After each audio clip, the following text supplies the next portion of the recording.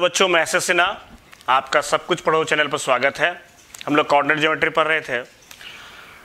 Last video में हमने पढ़ा सेक्शन फॉर्मूला के बारे में, पढ़ा विभाजन सूत्र, कोई बिंदु किसी रेखा को कैसे डिवाइड कर देता है, इनके बारे में हम लोगों ने पढ़ा। इनके तीनों फॉर्म को देखे थे कि जब पॉइंट इंटरनल हो, पॉइंट एक्सटर्नल हो और जब रेशियो इक्वल हो तो पॉइंट्स कैसे फाइंड करते हैं। बस इसमें थोड़ी सी बात ध्यान रखना, एग्जामिनेशन के क्वेश्चन पर डिपेंड करता है। कभी कभी वो थोड़ा सा बेसिक टेस्ट मार लेता है बच्चों में, तो एक दो बातें याद रखना। जैसे मान लो आपको रेशियो दिया है, m/n दिया, रेशियो दिया हुआ। अब कभी कभी देखोगे क्वेश्चन सॉल्व भी करोगे तो लिखा रहेगा 5:3 एक्सटर्नली, 5:3 इंटरनली, मतलब दोनों वर्ड लिखा रहेगा। अब 5:3 एक्सटर्नल भी है और इंटरनल भी है, तो क्वेश्चन को कैसे पकड़ेंगे, हमारा कौन सा आंसर सही है। और आपका आंसर ही 5/3 जरूर आएगा। तो बस एक चीज का स्पेशल ध्यान देना, m/n अगर पॉजिटिव आ गया, जैसे मान लो m/n आपने सॉल्व किया, 2:3 आ गया, यानी पॉजिटिव रहा, तो मतलब वो इंटरनल डिवीजन, आंतरिक विभाजन, इंटरनल डिवीजन।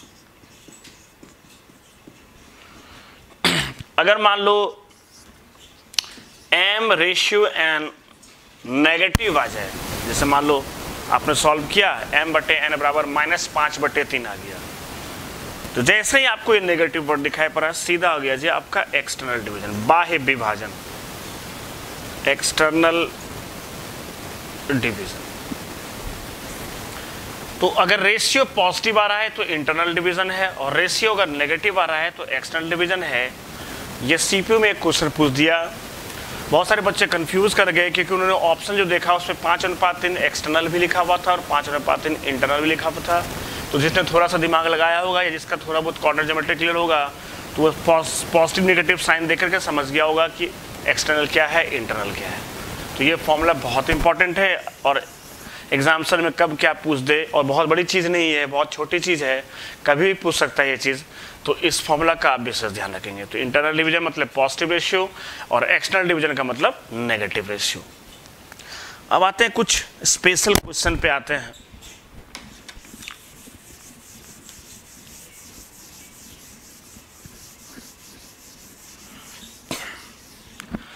आपको मैं क्वेश्चन दिखाता हूं जिनमें किन किन चीजों का प्रयोग किया जा सकता है। सपोज करो क्वेश्चन आया, मैं आपको डायग्राम से समझाता हूं, उतने लिखने की आवश्यकता नहीं है। मैंने कहा कि एक लाइन दिया हुआ है ऐसे, इस लाइन का इक्वेशन कुछ भी मान लो 2x + 3y - 5 = 0, ठीक है जी। अब सपोज करो यहां पर एक पॉइंट दिया है 4,5 और यहां पर एक पॉइंट दे दिया -2,3। अब इस लाइन का इक्वेशन दिया है, कहा कि अगर आप इन दोनों पॉइंट को जोड़ते हैं तो ये भी एक लाइन बनेगा। तो मान लो हमने इसे जोड़ा, मैंने इसे जोड़ा, इससे ये भी एक लाइन बना। अब क्वेश्चन पूछा गया है कि ये जो लाइन बन रहा है, ये लाइन इस लाइन को किस रेशियो में डिवाइड करें। एकेडमिक हम पढ़ते हैं, स्कूल वगैरह में पढ़ते हैं, तो हम लोग क्या करते हैं, कुछ मान लेते हैं इस पॉइंट को, और सेक्शन फॉर्मूला से, यानी कि ये पॉइंट दिया हुआ, इसको x1 y1 मान लेते हैं, इसको x2 y2 मान लेते हैं, और रेशियो m/n मान लिए। जब ये पॉइंट आपको पता है, ये पॉइंट आपको पता है, रेशियो पता है, तो आप क्या करते हैं, अननोन रेशियो पता है, तो आप क्या करते हैं, mx2, मान लो ये x1 y1 है, ये x2 y2 है, आप क्या करते हैं mx2 + nx1 से x का मान फाइंड कर लेते हैं, और my2 + ny1 से y का मान फाइंड कर लिए। x और y का मान फाइंड किए, तो x और y का मान जब फाइंड कर लेंगे तो इस लाइन का इक्वेशन भी जो है x और y के फॉर्म में दिया हुआ है, और x और y की वैल्यू जो है m और n के टर्म में आएगी, क्योंकि आप जब सॉल्व करेंगे x का मान निकालेंगे तो mx2 nx1, यानी कि x और y का मान भी m और n के टर्म में आएगा। और जब एक्स वाई की वैल्यू यहां पुट करेंगे तो ये भी एम एन के टर्म में आएगा, तो इससे आप क्या करेंगे, रेशियो फाइंड कर लेंगे। बट सबसे बड़ा टारगेट क्या है कि ये बहुत बेसिक बात है कि हमने पहले सेक्शन फॉर्मूला का प्रयोग किया, ये पॉइंट निकाला और इस पॉइंट के इक्वेशन में पुट कर दिया। बट एग्जामिनेशन में उतना टाइम हमारे पास नहीं है।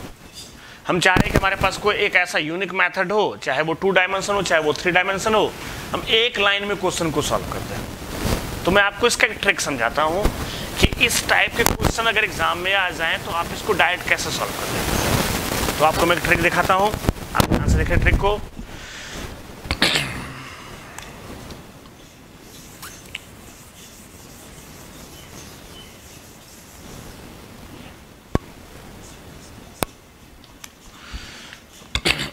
कोई भी लाइन दिया हुआ है, ये लाइन मान लो ax plus b y plus c बराबर 0, एक लाइन दिया हुआ है। एक पॉइंट है x1 y1 पॉइंट है, दूसरा पॉइंट है यहां से x2 y2 पॉइंट है, और इनसे बना हुआ स्ट्रेट लाइन, इनसे जो स्ट्रेट लाइन का फॉर्मेशन, सरल रेखा का जो निर्माण होगा, वो जो जिस रेशियो में डिवाइड करेगा, m/n रेशियो मान लेते हैं, तो वो रेशियो जो होगा m/n जो है वो वैल्यू हो जाएगी, डायरेक्ट फॉर्मूला है, आप अपने मन से माइनस का प्रयोग करें फॉर्मूला में ही, पहले इस पॉइंट को इसमें पुट कर दें, तो ax1 by1 c बटे डिवाइडेड बाय, फिर आप इस पॉइंट को इसमें पुट कर दें, तो ax2 by2 plus c, direct formula. जब किसी लाइन को कोई दूसरा लाइन, जब दोनों पॉइंट दिया गया हो और वो उसको किसी रेशियो में डिवाइड करेगा, तो डायरेक्ट फॉर्मूला है जी, m/m निकालना हो तो सबसे पहले माइनस साइन का प्रयोग करें, यूनिवर्सल ट्रूथ है।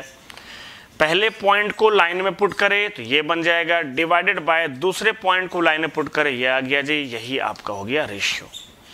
अगर सॉल्व करके पॉजिटिव आ गया तो इंटरनल डिवीजन है, और सॉल्व करके नेगेटिव आ गया तो एक्सटर्नल डिवीजन है। बट ये माइनस जो है फॉर्मूला में ही है। हो सकता है इसको पूरा सॉल्व करें, नेगेटिव आ जाए तो नेगेटिव और नेगेटिव पॉजिटिव हो गया तो इंटरनल डिवीजन हो गया। हो सकता है इसको सॉल्व करने से नेगेटिव पॉजिटिव आया और पॉजिटिव के आगे नेगेटिव लगा हुआ है तो नेगेटिव हो गया, मतलब हो गया एक्सटर्नल डिवीजन हो गया। तो आप इस ट्रिक्स का डायरेक्ट प्रयोग कर सकते हैं क्वेश्चन में, आपका काफ़ी समय बचेगा और एग्जैक्ट आपका सही होगा, कहीं भी कोई कंफ्यूजन आपको नहीं होगा। तो ये बहुत ही बेहतरीन ट्रिक है, बच्चे इस पर स्पेशल ध्यान देंगे, बहुत ज़रूरी है। जो एकेडमिक के बच्चे हैं और जो जेई के बच्चे हैं वो इनका प्रयोग 3D में भी कर सकते हैं। 3 डायमेंशनल, अगर कोई प्लेन का इक्वेशन दिया रहे, प्लेन में क्या होगा, एक z बढ़ जाएगा तो ax plus b y plus c z plus d, वही तरीका रेशियो निकालना हो कि वो किस लाइन के द्वारा डिवाइड हो रहा हो तो कैसे निकाले, सेम रहेगा, जितने वेरिएबल उससे पुट कर देंगे, फॉर्मूला एग्जैक्ट वही, कहीं भी कोई चेंज नहीं होगा। तो ये फॉर्मूला है। तो जो पिछला क्वेश्चन दिया गया था, जो मैंने बोर्ड पर लिखा था, उस क्वेश्चन को आप इजीली सॉल्व कर सकते हैं। ये क्वेश्चन करके भी देख लो, कंफर्म हो जाओगे। ये लाइन है, इसका इक्वेशन है x प्लस वाई प्लस 5 बराबर 0। पहला पॉइंट है 3,4, दूसरा पॉइंट है 2,-1 का है।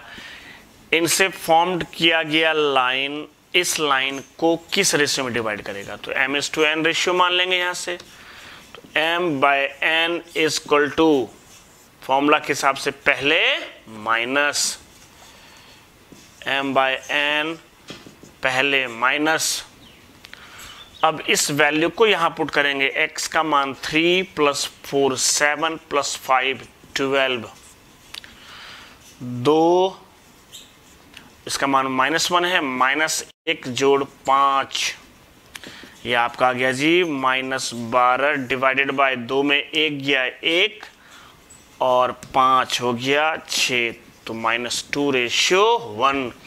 ये -2/1 का मतलब हो गया जी एक्सटर्नल डिवीजन 2:1।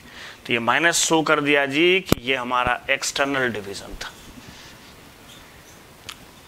क्लियर है बच्चों? नेक्स्ट पे आते हैं हम लोग।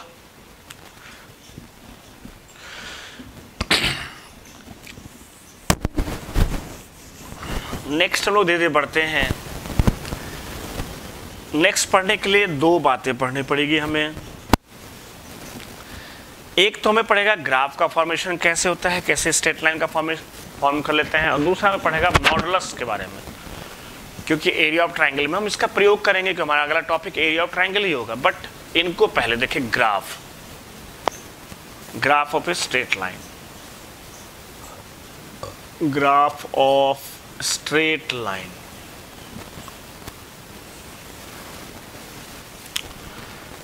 आप जानते हैं एक लाइन जो स्ट्रेट लाइन होता है दो ही डायमेंशन में रहेगा, एक्स वाई में रहेगा। वो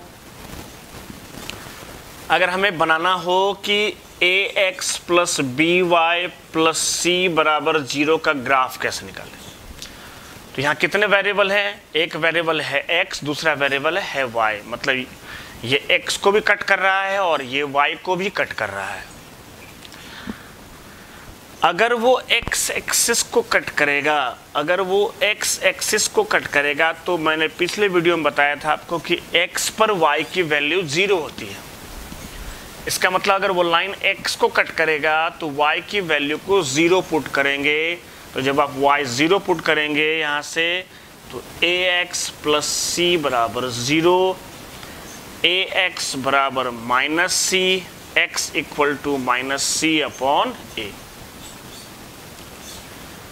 अब अगर ये y एक्सिस को कट करता है, ये अगर ये y एक्सिस को कट किया तो y पर किसकी वैल्यू 0 है? x की वैल्यू 0 है, क्योंकि हम यहाँ पर एक्स वाई प्लेन पर रहे हैं, z तो हमारे पास है नहीं यहाँ पर।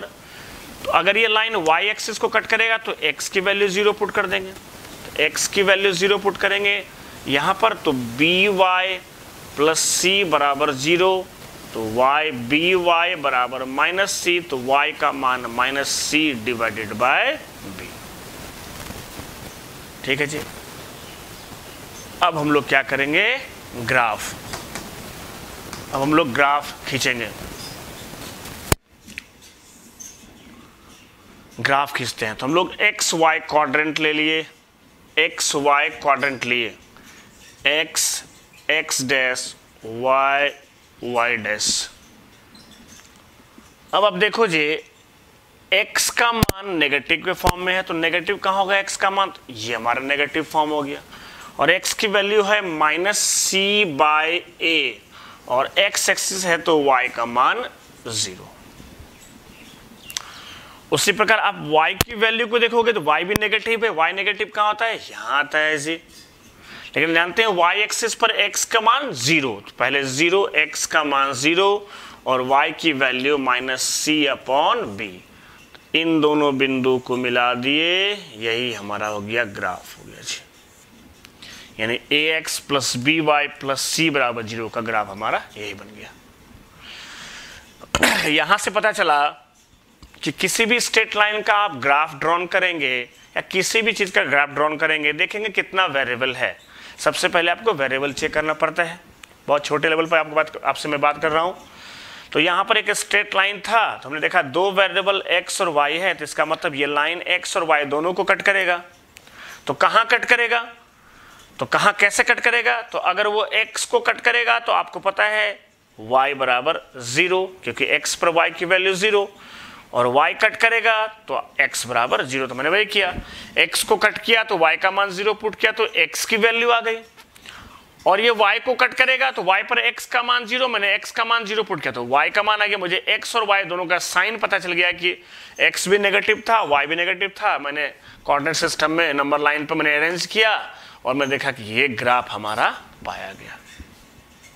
तो किसी भी स्ट्रेट लाइन के ग्राफ बनाने का तरीका है, कोई भी स्ट्रेट लाइन। एक क्वेश्चन करके भी देख लें थोड़ा।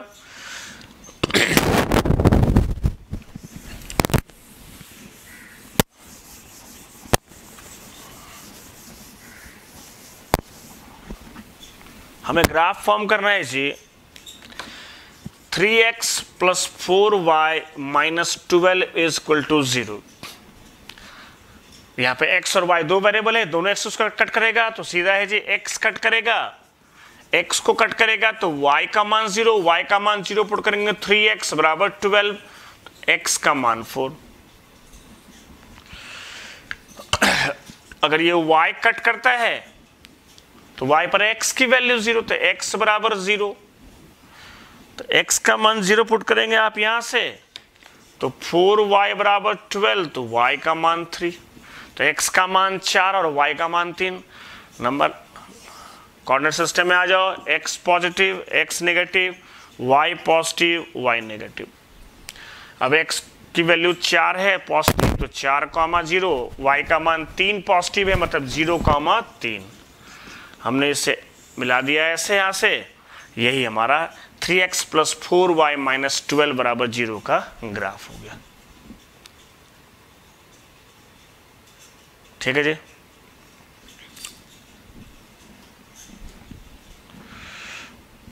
अब दूसरा देखते हैं मॉडुलस फंक्शन, जिनका एरिया में काफ़ी प्रयोग किया जाता है और एसएससी में तो खास करके बहुत अच्छे अच्छे क्वेश्चन पूछते हैं, तो उनके लिए हमें जानना पड़ेगा थोड़ा।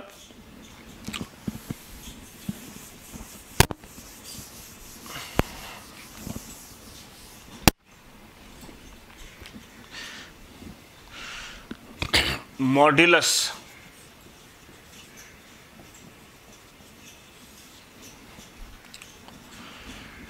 ये x है, x के दोनों बगल ये डंडा लग गया जी, मॉडुलस, इसे बोलते हैं मॉडुलस ऑफ x बोलते हैं। मॉडुलस ऑफ x कहते हैं इसे। किसी पर भी अगर मॉडुलस लग गया तो वो नेगेटिव कभी हो ही नहीं सकता है, क्योंकि इसको बोलते हैं मैग्नीट्यूड। ये डंडा जो आपको दो डंडा दिखाई पड़ रहा है, ये किसी के मैग्नीट्यूड को दर्शाता है और किसी का भी मैग्नीट्यूड नेगेटिव नहीं हो सकता है जी। तो हम लोगों ने यहाँ पर देखा कि मॉडुलस x दिया हुआ है, तो अब देखिए इसके क्या क्या शर्त हो सकते हैं। अगर किसी का भी मॉडुलस हो तो मॉड x की वैल्यू x ही रहेगा, वही नंबर रहेगा अगर x सारा पॉजिटिव नंबर है। जैसे 4 का मॉड हमेशा 4 ही होगा। किसी के मॉडुलस का मान उसके नेगेटिव के बराबर हो, ये तभी पॉसिबल है जब x का मान लेस देन 0। जैसे -4 का मॉडुलस निकालोगे, एग्जांपल दिया मैंने कि -4 का मॉडुलस हमें निकालना है। जब -4 का मॉडुलस निकालेंगे, किसी संख्या का मॉडुलस निकालेंगे, तो उसके आगे माइनस कब लगा? जब संख्या 0 से छोटा था। तो ये संख्या 0 से छोटा है, ये संख्या 0 से छोटा है, -4 0 से छोटा होता है, तो ऑटोमेटिक एक माइनस लगाना पड़ेगा और संख्या हमारा कौन है? -4। तो कितना आंसर आया जी? 4। यानी ये साबित हो गया किसी का मॉडुलस नेगेटिव हो ही नहीं सकता है। तो कोई संख्या अगर 0 से बड़ा है तो उसका मॉडुलस एज इट इज रह जाता है, कोई फर्क नहीं पड़ता है, 4 का मॉडुलस हमेशा 4 रहेगा। लेकिन कोई संख्या अगर 0 से छोटा है और उसका मॉडुलस निकालना हो, कोई संख्या 0 से छोटा है और उसका मॉडुलस निकालना हो, तो आप उस संख्या के आगे एक और माइनस का प्रयोग करें। जैसे -4 का मॉडुलस निकालना हो तो उस -4 के पहले एक और माइनस का प्रयोग करेंगे, तो माइनस माइनस आपका हो गया प्लस, यानी कि आपका आंसर आ गया 4। और इससे साबित भी हो गया कि किसी भी संख्या का मॉडुलस जो है वो कभी भी नेगेटिव नहीं हो सकता है। तो मॉड x का मान x होगा जब x का मान ग्रेटर देन 0, और मॉड x की वैल्यू -x जब x का मान लेस देन 0। और अगर 0 का मॉडुलस निकालना हो, यानी x का मान 0 हो, तो 0 का मॉडुलस क्या होता है? 0 होता है। यानी ये बात हो गया, 0 का मॉडुलस क्या होता है जी? 0 होता है। तो एक बात ध्यान रखेंगे हमेशा, मॉडुलस का मतलब ऑलवेज पॉजिटिव वैल्यू, नेगेटिव वो कभी हो ही नहीं सकता है जी। पॉजिटिव संख्या है तो डायरेक्ट मॉडुलस वही आंसर, वही नंबर आंसर हो जाएगा। नेगेटिव संख्या है तो उसके आगे, अगर नेगेटिव कोई संख्या है उसका मॉडुलस निकालना हो तो आप क्या करो, उसके आगे सिर्फ एक माइनस साइन का प्रयोग कर दो, जिससे माइनस माइनस वो प्लस बन जाएगा और नेगेटिव का मॉडुलस भी हो जाएगा पॉजिटिव। और ये साबित भी हो जाएगा कि किसी संख्या का मॉडुलस ऑलवेज पॉजिटिव।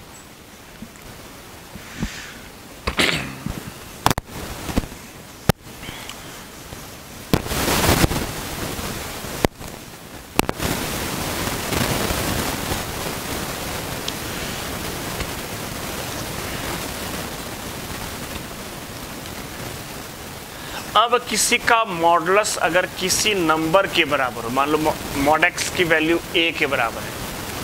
अब किसी का मॉडुलस अगर किसी नंबर के बराबर हो, यानी मॉड x बराबर a हो, तो जैसे ही मॉड हटाएंगे बन जाएगा प्लस माइनस a, क्योंकि प्लस का मॉडुलस भी लेंगे, अगर यहाँ प्लस संख्या भी रखेंगे, प्लस a भी रखेंगे तो उसका मॉडुलस a ही आएगा, और माइनस a भी रखेंगे तो उसका मॉडुलस a ही आएगा। इसलिए किसी संख्या पे मॉड दिया हो और वो किसी के बराबर हो, तो जैसे ही मॉड हटाएंगे प्लस माइनस साइन का प्रयोग हो जाएगा। ठीक है जी, कहीं कोई दिक्कत इसमें? अब ये बातें, दो बातें मैंने आपको क्यों सिखाया, इसको आप लोग आगे देखेंगे और आपको लगेगा कि यह मेथड हमारे लिए बहुत ही इम्पोर्टेंट था, क्योंकि आने वाले क्वेश्चन में ये हमें बहुत ही हेल्प करने वाला भी है क्वेश्चन में। तो अभी मैंने कहा कि फॉर्मूला आपको बहुत हेल्प करके आगे के। हमारा टॉपिक अब जो है वो है area of triangle in coordinate geometry. Area of triangle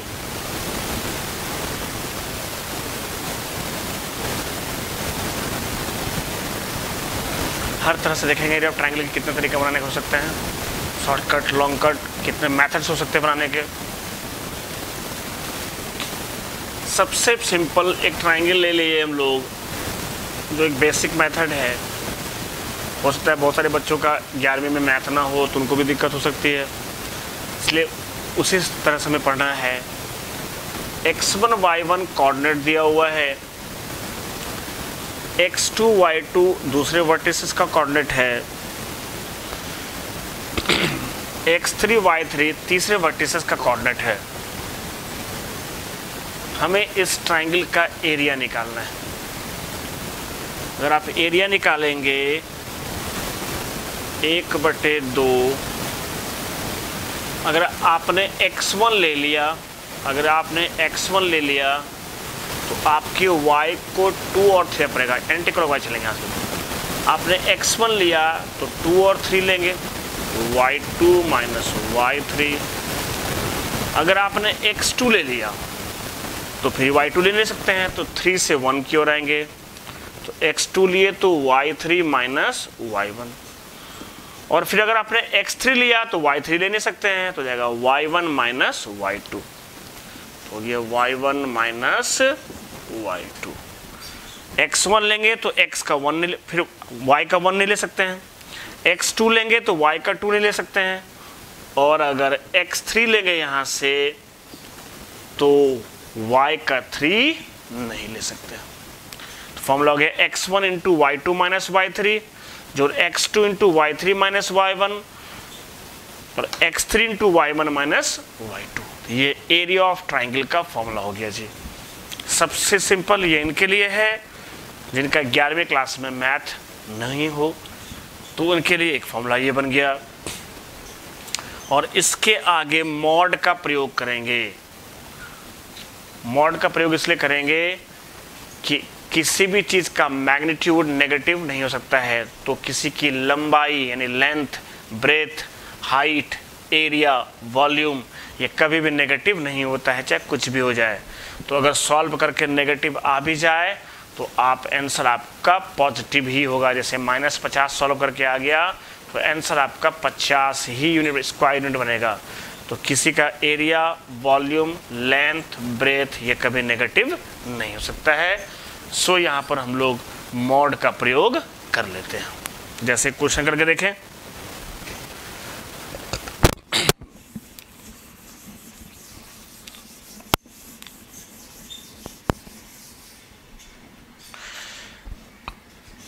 एक ट्राइंगल दिया हुआ है, इसके वर्टिसेस मान लो 0, 0 हैं, -2, 4 है, 3, 2 दिया हुआ का है। इस ट्राइंगल का एरिया फाइंड करें जी।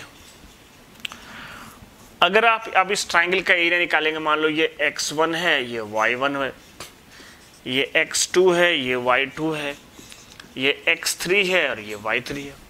हमें इस ट्राइंगल का एरिया फाइंड करना है जी। इस ट्राइंगल का जब हम एरिया निकालेंगे, यहाँ से एरिया जब फाइंड करेंगे तो 1/2 x1 0 x1 लेंगे तो y का 1 नहीं ले सकते हैं, तो एंटी क्लॉकवाइज 2 और 3 लेंगे, तो y2 माइनस y3 मतलब 4 घटा 2 हो गया यहाँ से जी। अगर आप अपने x2 ले लिया, अगर -2 आपने लिया तो y का 2 ले सकते हैं, तो y3 माइनस y1 2 घटा 0 आ गया जी। अगर आप x3 ले रहे हैं, x3 लेंगे तो क्या होगा y1 माइनस y2, तो 0 घटा 4 आ गया।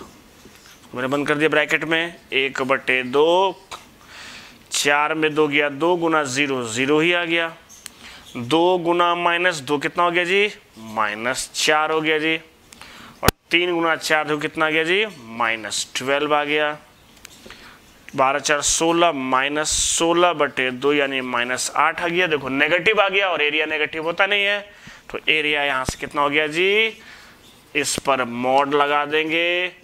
और जानते हैं आपको जस्ट मैंने ही पढ़ाया था कि मॉड के अंदर कोई नेगेटिव संख्या हो तो एक और नेगेटिव साइन का प्रयोग करो, तो -8 मतलब 8 स्क्वायर यूनिट आंसर आ गया जी। तो ये एकदम बहुत बेसिक फॉर्मूला था जिसका हम प्रयोग करेंगे एरिया ऑफ ट्राइंगल निकालने के लिए। आगे भी एक फॉर्मूला लिखते हैं,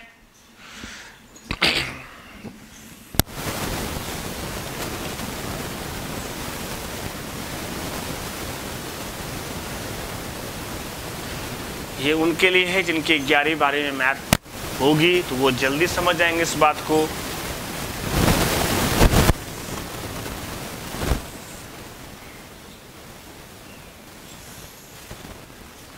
मान लो ये x1 y1 दिया हुआ है कोऑर्डिनेट, x2 y2 कोऑर्डिनेट दिया है, x3 y3 कोऑर्डिनेट दिया गया है। अब मैं आपको एक ऐसा फॉर्मूला बताऊंगा, बहुत यूनिक फॉर्मूला है, जिसके हेल्प से किसी भी पॉलीगन, किसी भी बहुभुज का एरिया निकाल सकते हैं। अगर आपसे कहा जाए ऑक्टागन का एरिया निकालो जी, तो आप ऑक्टागन का एरिया भी उतने टाइम में निकाल लेंगे जितने टाइम में आप ट्राइंगल का एरिया निकाल लेंगे। तो एक बहुत यूनिक फॉर्मूला है, ट्राइंगल के लिए ही नहीं है, वो किसी भी डायग्राम के लिए फॉर्मूला है, तो आप उसको ध्यान से समझो। एरिया अगर मान लो इस ट्राइंगल का निकालना हो, बहुत शॉर्टकट तरीका है, तो 1/2 पहले इस पेयर को ले लो, तो x1 y1 x2 y2, तो x1 y1 x2 y2 का डिटर्मिनेंट, इसको बोलते हैं डिटर्मिनेंट कहते हैं। फिर अब इस पेयर को लो, x2 y2 x3 y3 का डिटर्मिनेंट प्लस, अब इस पेयर को ले लो, क्योंकि 1 से 2 का, 2 से 3 का, तो 3 का किस से, तो पहले से, क्योंकि अब ये लास्ट ही था, तो लास्ट वाला जब आ जाता है तो उसको फर्स्ट से करते हैं, तो 3 का पहले से डिटर्मिनेंट निकाल लिए और सॉल्व कर लिए। मान लो 4 वर्टेक्स होता, चतुर्भुज क्वाड्रिलेटरल होता, तो पहले का दूसरे से, दूसरे का तीसरे से, तीसरे का चौथे से, चौथे का किस से, तो पहले से।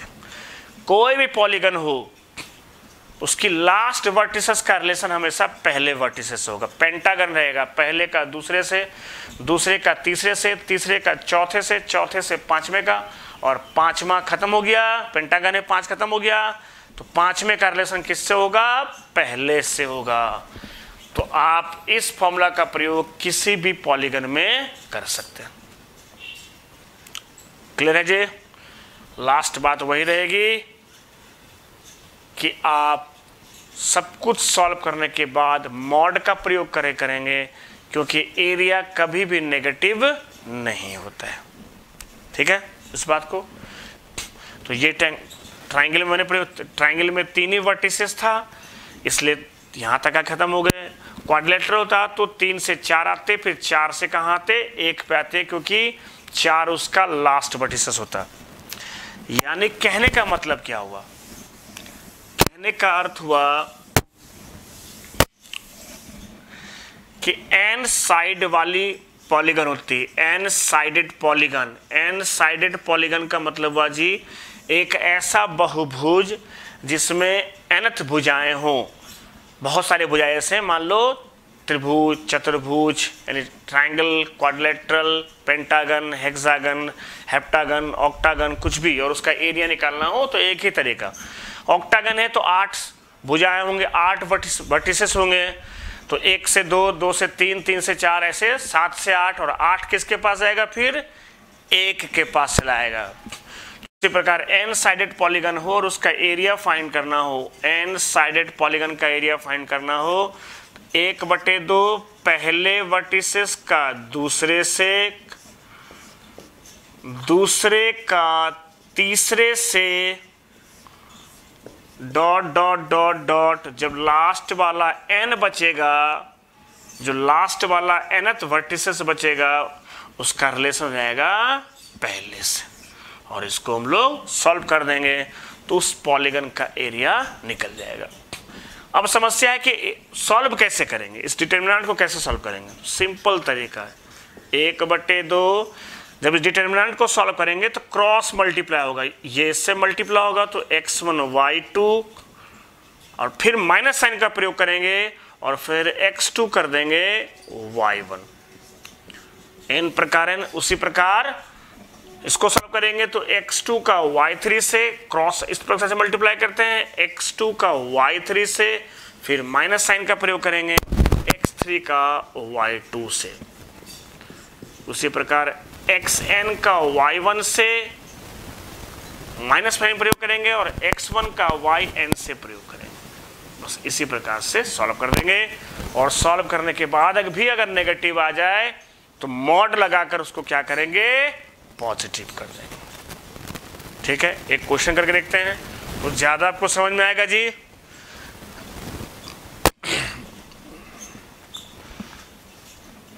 तो डिटर्मिनेंट सॉल्व करने का तरीका, इसको इसके कॉर्नर से मल्टीप्लाई करते हैं, फिर माइनस साइन का प्रयोग करते हैं, और इसको इस कॉर्नर से मल्टीप्लाई करते हैं। लेफ्ट से स्टार्ट करते हैं, राइट पे आके खत्म कर देते हैं। तो इस डिटर्मिनेंट को सॉल्व करने का यही तरीका होता है जी। नेक्स्ट करते हैं, एक क्वेश्चन करेंगे, अभी समझ में आएगा। देखो,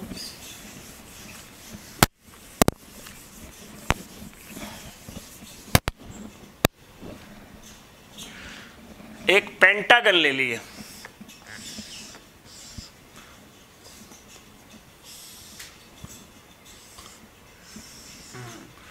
अब इस पेंटागन का हमें एरिया निकालना है।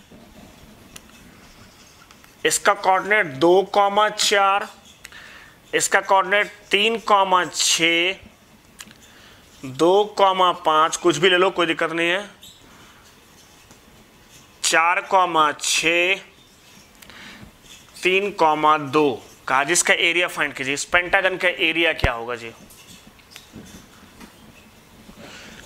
हमेशा हमें एंटी क्लॉकवाइज चलना चाहिए। तो पहला पेयर हमारा ये बनेगा, एरिया निकलेगा। अगर हमें एरिया निकालना चाहें, एरिया बराबर 1/2, एंटी क्लॉकवाइज चलेंगे तो पहला पेयर 2, 4, 3, 6,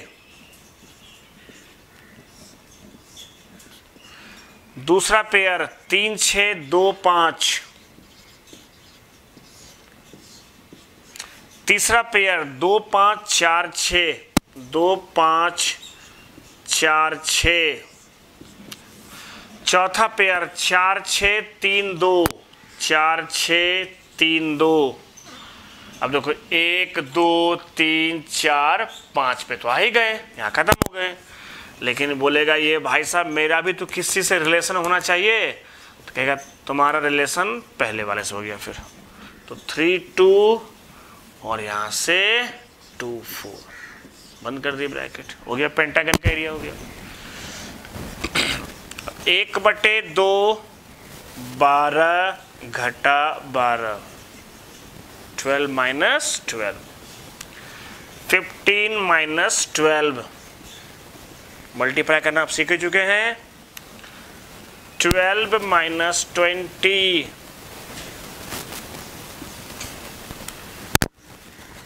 8 माइनस 18, 12 माइनस 4, 1/2, 0 + 3 -8 -10 + 8, तो 8 और 8 कैंसिल हो गया जी, सॉरी 8 और 8 कैंसिल हो गया।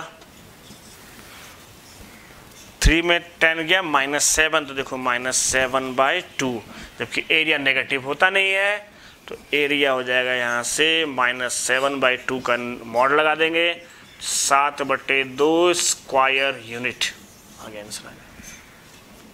इस प्रकार से आप किसी भी पॉलीगन का एरिया निकालेंगे। तो आपको ट्राइंगल के एरिया का मैंने 2 तरीका सिखाया। फर्स्ट तरीका सिखाया जिसमें किसी डिटर्मिनेंट का प्रयोग नहीं किए, दूसरा तरीका ये है। अब तीसरा तरीका,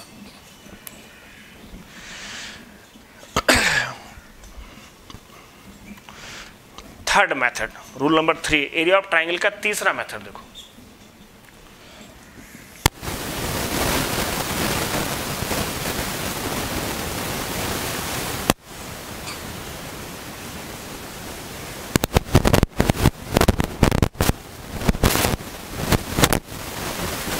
तीसरा rule number 3, area of triangle.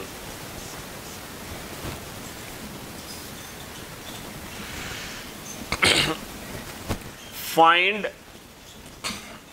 the area of triangle having vertices. Find the area of triangle having vertices 0, 0, A, 0 and 0, B।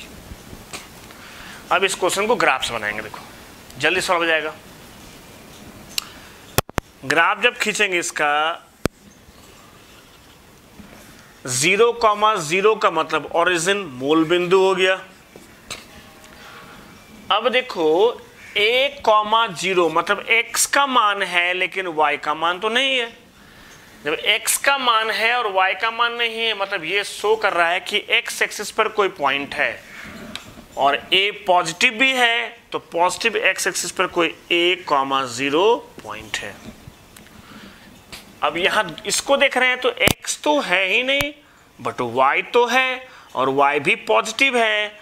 इसका मतलब है ये कहीं ना कहीं y एक्सिस को रिप्रेजेंट कर रहा है, तो ये हो गया 0, B।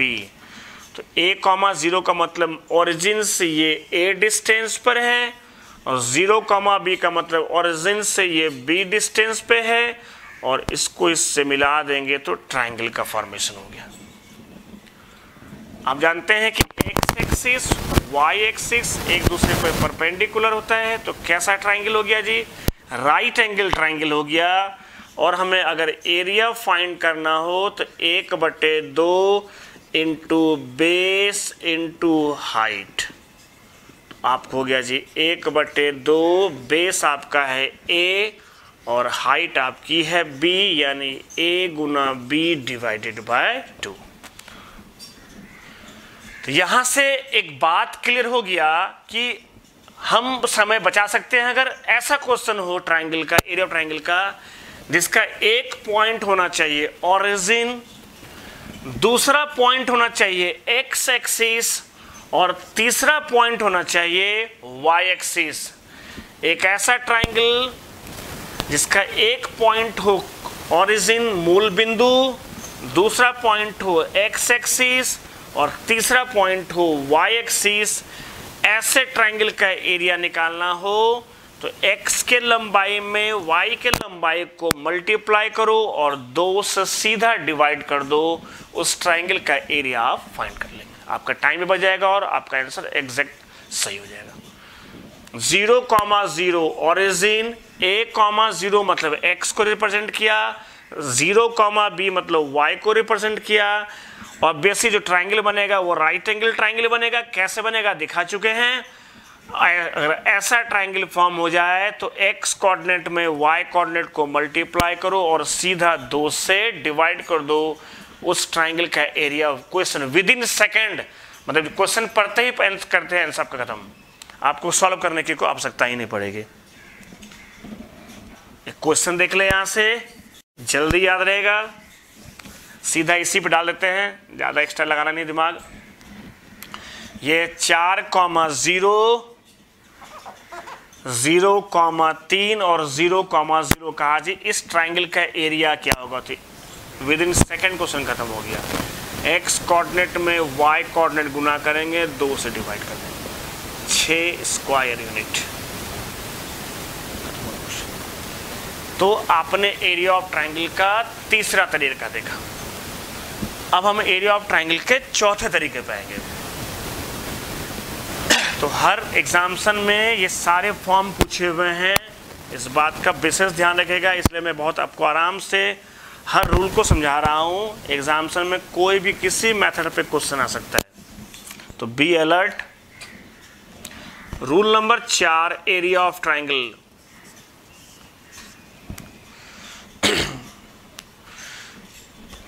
कहेगा, क्वेश्चन रहेगा, फाइंड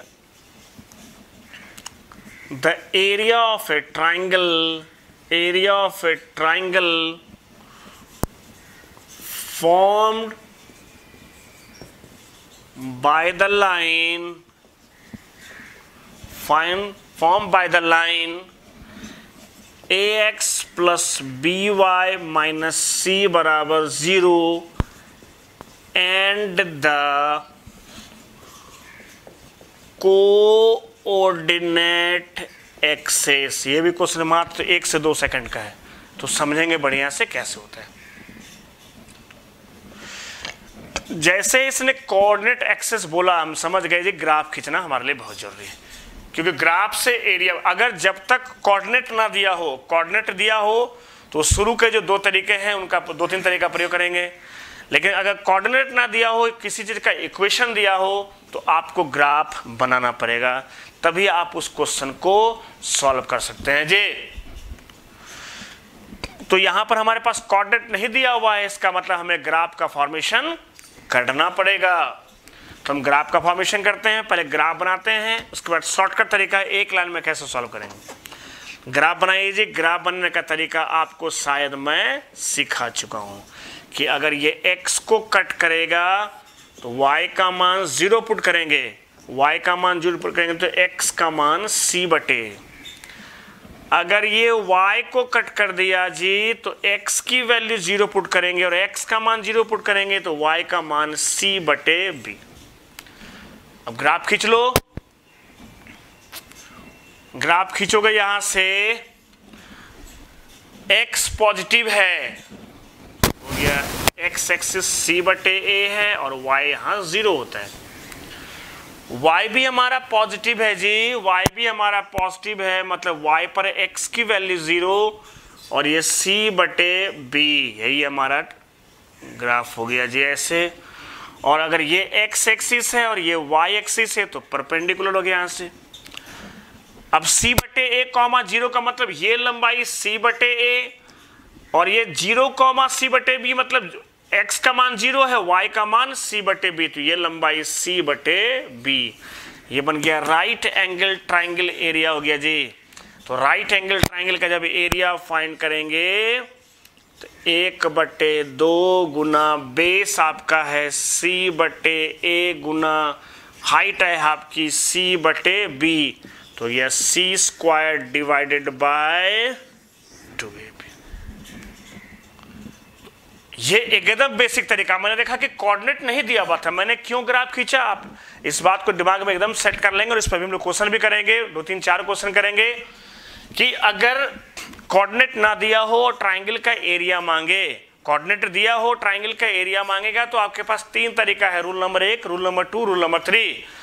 बट लेकिन अगर ट्राइंगल में कोऑर्डिनेट ना दिया हो और सिर्फ इक्वेशन दिया हो और उस ट्राइंगल का एरिया निकालना हो, वैसे ट्राइंगल का एरिया निकालना हो, उसका नहीं, वैसे ट्राइंगल का एरिया निकालना हो जिसमें कोऑर्डिनेट ना दिया हो, सिर्फ इक्वेशन दिया हो, तो आपको ग्राफ बनाना अति आवश्यक है। तो आप देखो मैंने ग्राफ बना करके इसका जो एरिया फाइंड किया, वो एरिया हमारा आ गया c square divided by 2ab। ठीक है।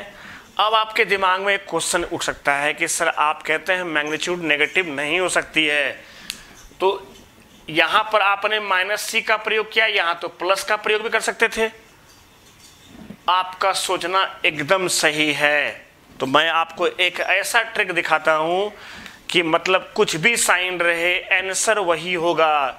यहां कर दे प्लस माइनस, यहां भी कर दे प्लस माइनस, यहां भी कर दे प्लस माइनस, कुछ भी दुनिया का कोई साइन दिया रहेगा, अगर वो कोऑर्डिनेट एक्सिस के साथ ट्रायंगल बनाया तो एरिया यही होगा। यानी 10 क्वेश्चन आपका एक बार खत्म हो गया। ये माइनस दे, ये प्लस दे, ये माइनस दे, ये माइनस दे, ये माइनस दे, ये माइनस दे, ये माइनस दे, ये प्लस दे, ये माइनस, कुछ भी दे, एरिया आपका यही होगा, स्क्वायर बटे 2ab ही होगा। कुछ भी कर लें, क्योंकि किसी की लंबाई नेगेटिव नहीं हो सकती है। यानी कि इस प्रकार का क्वेश्चन आया कि find the area of A triangle form by the lines, form by the line, कुछ भी लिखा हो यहां पर, एंड द कोऑर्डिनेट एक्सिस लिखा हो, तो कांस्टेंट टर्म का जो अचर पद जिसके साथ कोई चर ना हो, कोई वेरिएबल ना हो, आप उसका स्क्वायर करें डिवाइडेड बाय इस दोनों गुणांक को, दोनों कोएफिशिएंट को मल्टीप्लाई करें और इनटू कर दे, 2 कर दें, एरिया ऑफ ट्रायंगल खत्म। कैसा भी साइन हो उससे फर्क हमें नहीं पड़ता है। अब सपोज करो, एग्जांपल पुट करते हैं इस पे, पहले बहुत इजी एग्जांपल, फिर इसके अच्छे अच्छे क्वेश्चन भी देखेंगे अभी हम लोग।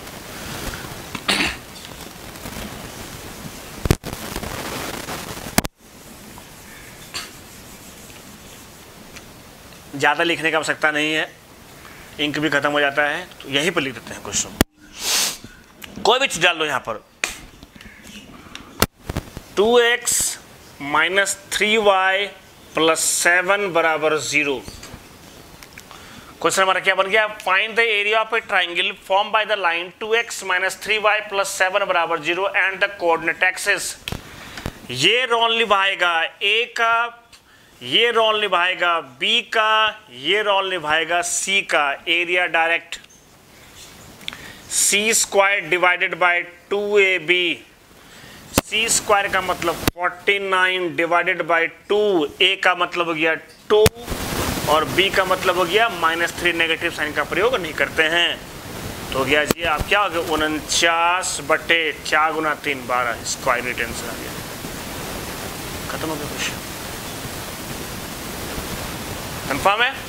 तो यहां कुछ भी लिखा रहे, लेकिन ये ध्यान रहे कि 2 ही वेरिएबल होना चाहिए, 2 ही चर होना चाहिए, x और y, और ये वर्ड जरूर लिखा होना चाहिए, तभी आप उस क्वेश्चन को सॉल्व कर सकते हैं। आगे देखते हैं। एसएससी के पूछे क्वेश्चन, सब सीपीओ के पूछे क्वेश्चंस पर डिस्कस करना बहुत ही जरूरी है, तभी जाके आपको ये तथ्य समझ में आएगा कि हम ग्राफ का प्रयोग कब और कहां करते हैं। देखो 2014-15 का क्वेश्चन मैं आपको दिखाता हूं।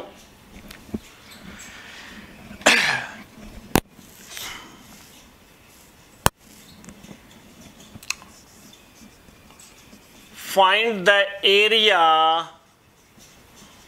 of a triangle formed by the lines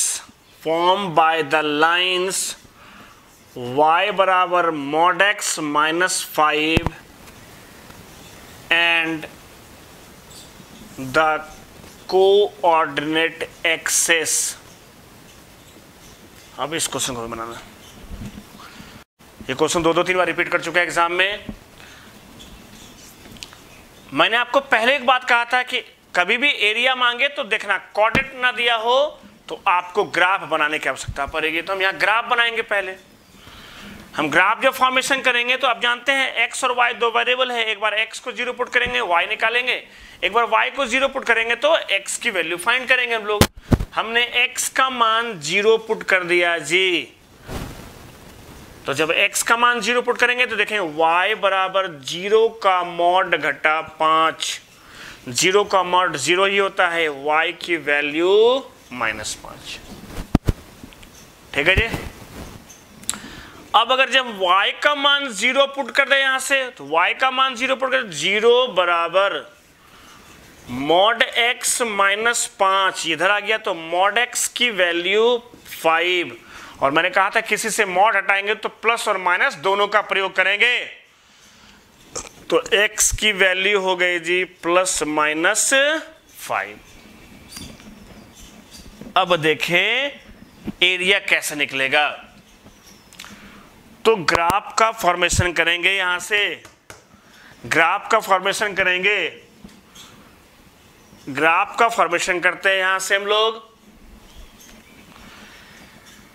x minus 5 आया, तो अब जब ग्राफ ड्रॉन करेंगे तो आपने देखा कि x पॉजिटिव भी है और x नेगेटिव भी है, हमने दोनों लिया जी 5,0 और यहां से ले लिया -5,0 ले लिया।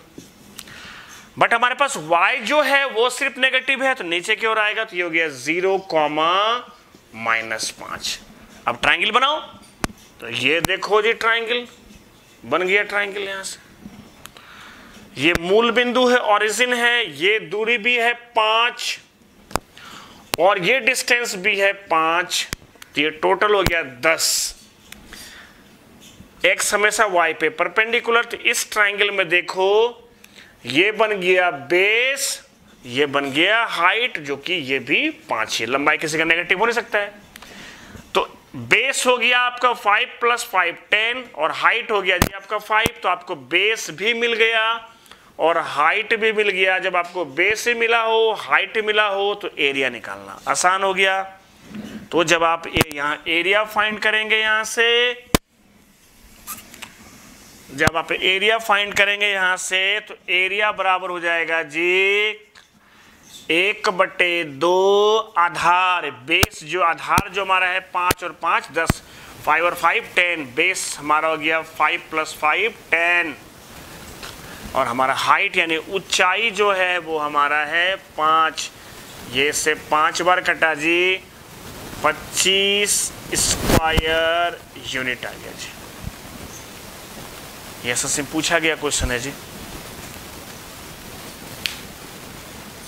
तो हमने देखा उस बात को कि अगर हमारे पास कोऑर्डिनेट ना दिया गया हो तो हम सबसे पहले किसका फॉर्मेशन करते हैं, ग्राफ का फॉर्मेशन करते हैं, और जैसे हम ग्राफ फॉर्म कर लेंगे तो आप क्वेश्चन को आराम से सॉल्व करेंगे। एक बहुत बेहतरीन क्वेश्चन जो एग्जाम पूछा गया है उसको भी देखते हैं, करके देखते हैं।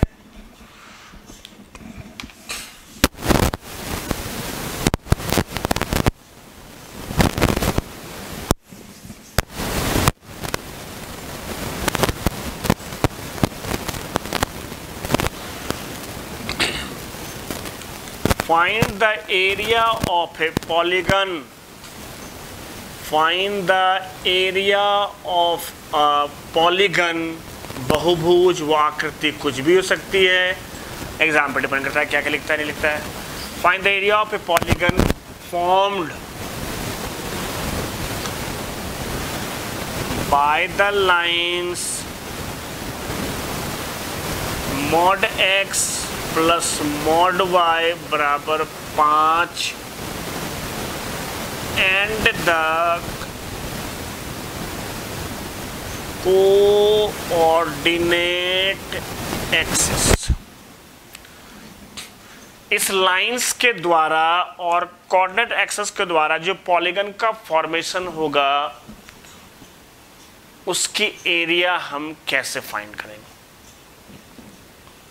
तो यहां पर फिर हमारे पास कोऑर्डिनेट नहीं दिया गया है। मैं बार बार आपको ये बात कहता हूं कि कोऑर्डिनेट दिया हो तो रूल नंबर 1 2 3 का प्रयोग करें, कोऑर्डिनेट ना दिया हो तो रूल नंबर 4 का प्रयोग करें। इसका मतलब 4 इन द सेंस कि आपको ग्राफ फॉर्म करना पड़ेगा। जब तक आप ग्राफ फॉर्म नहीं करेंगे ये क्वेश्चन सॉल्व नहीं हो सकता है। तो सबसे पहला हमारा ड्यूटी होगा हम ग्राफ फॉर्म करें। तो ठीक है जी, mod x plus mod y is equal to दिया गया है 5।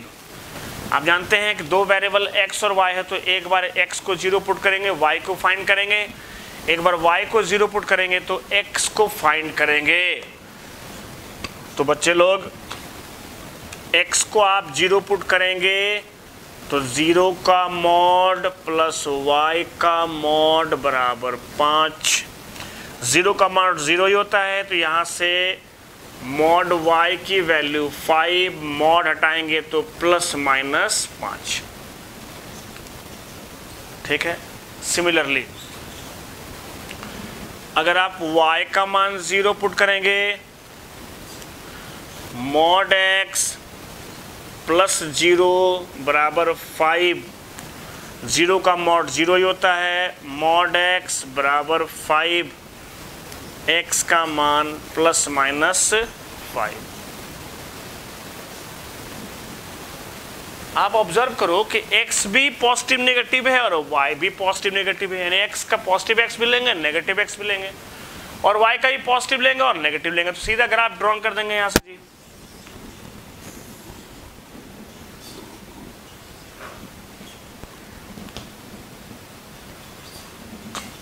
तो यहाँ x प्लस माइनस 5 है, मतलब x पॉजिटिव भी है और x नेगेटिव भी है, तो 5,0 माइनस 5,0 x का काम खत्म हो गया जी।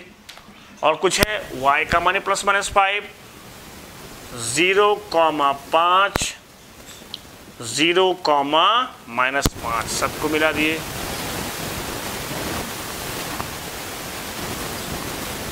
तो 4 राइट एंगल ट्रायंगल व एक ट्रायंगल का एरिया निकालो, 4 से गुना कर दो, पूरे पॉलीगन का एरिया फाइंड हो जाएगा।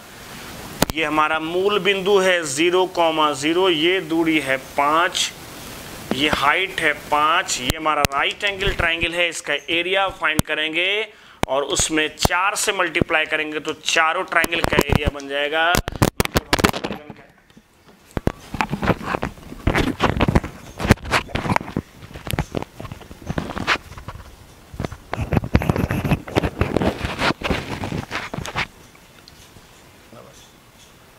एक ट्रायंगल का, एक राइट एंगल ट्रायंगल का एरिया निकालेंगे, 4 से गुना कर देंगे तो ये चारों ट्रायंगल का एरिया हो जाएगा, यानी हमारा पॉलीगन का एरिया फाइंड हो जाएगा। तो सिंगल ट्रायंगल का एरिया निकालोगे 1/2, बेस है 5, हाइट भी है इसकी 5, तो ये हो गया जी, कितना आ जाएगा 25/2 स्क्वायर यूनिट। ये किसका एरिया हुआ? सिंगल राइट एंगल ट्रायंगल का एरिया हो गया, लेकिन हमें तो पॉलीगन का एरिया चाहिए। तो जब पॉलीगन का एरिया चाहिए हमें तो 4 से गुना करना पड़ेगा। तो हम क्या करेंगे जी, यहां से एरिया ऑफ 4 ट्रायंगल्स लिखेंगे, एरिया ऑफ 4 ट्रायंगल्स, यानी पॉलीगन्स का एरिया होगा वो हो जाएगा 4 गुना 25/2, ये इससे 2 बार कट गया जी, 50 स्क्वायर यूनिट। तो बात एकदम कंफर्म हो गई कि अगर कोऑर्डिनेट आपके पास ना दिया हो और आपसे किसी भी प्रकार का एरिया मांगे तो सबसे पहले आपको ग्राफ ड्रॉ करना पड़ेगा, सिचुएशन को देखना पड़ेगा, फिर आप इस क्वेश्चन को सॉल्व कर लेंगे। तो यहां पर आप देखें एरिया ऑफ ट्रायंगल का 4 तरीका है जी, और भी चीजें आएंगे आगे, तो आप नेक्स्ट वीडियो का वेट करेंगे। हम नेक्स्ट वीडियो में कोऑर्डिनेट को फिर कंटिन्यू करेंगे। तो ओके स्टूडेंट्स, चैनल को सब्सक्राइब करो, समझो बातों को, अपने दोस्तों को बताओ। ठीक है, मिलते हैं नेक्स्ट वीडियो में।